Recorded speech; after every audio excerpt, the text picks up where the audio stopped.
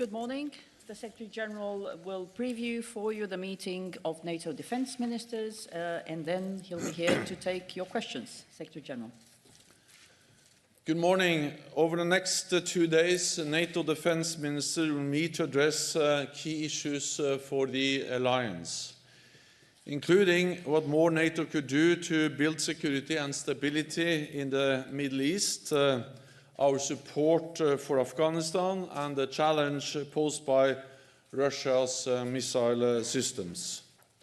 First, the Middle East and North Africa. Violence and instability in our southern neighborhood have caused suffering in the region, driving the refugee and migrant crisis, and also fueled the threat of terrorism. That is why NATO allies have been engaged for many years in the region and built close partnerships. The global coalition, NATO and our partners have made remarkable progress in the fight against ISIS. Millions of people have been liberated from oppression, and ISIS no longer controls any territory. But we can do more. Ministers will discuss the future of our mission in Iraq, which trains and advises the Iraqi armed forces to help ensure ISIS cannot return. NATO fully respects the sovereignty and territorial integrity of Iraq. That is why we are closely consulting with the Iraqi government as we look to the future. Allies will also discuss tomorrow how NATO can coordinate with the global coalition even more closely. And we will consider what more NATO can do in the wider region to build long-term stability and security. Training local forces is one of our best tools in the fight against terrorism. And NATO has tried and tested structures and procedures which bring added value. These ensure political consultation, transparency and oversight, and force generation.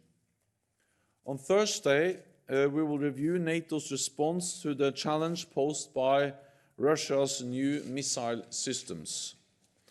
The development and the deployment of the SSC-8 missile led to the demise of the INF Treaty last year. NATO allies have stood united on Russia's breach of the treaty, because a treaty that is only respected by one side cannot defend us. We agreed on a balanced and coordinated package of defensive measures, at the same time restating our strong commitment to arms control and disarmament. The SSC-8 is just one challenge we face, so we will discuss our response to the whole range of Russian missile systems, conventional and nuclear, currently deployed or under development. We will conclude the ministerial by meeting with all nations contributing to our training mission in Afghanistan. Our research support mission is making a difference. Despite the challenging circumstances, the brave Afghan security forces are getting stronger, and they are helping create the conditions for peace.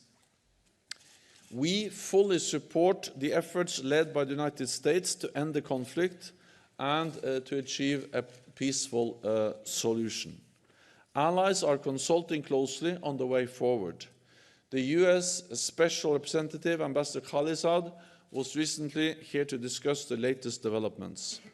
I expect ministers will address the peace process and how our research support mission can best support it. The Taliban must understand they cannot win on the battlefield. They must commit to a reduction in violence and show that they are genuinely committed to a peaceful future for Afghanistan. Defense ministers will also meet with their Ukrainian counterpart to review the country's reforms and NATO support. And we will also have a wide-ranging discussion on NATO-EU cooperation with our partners Finland and Sweden, which will also be the first opportunity to welcome High Representative Vice President Josep Borrell to a NATO ministerial meeting in his new position. With that, I'm ready to take your questions.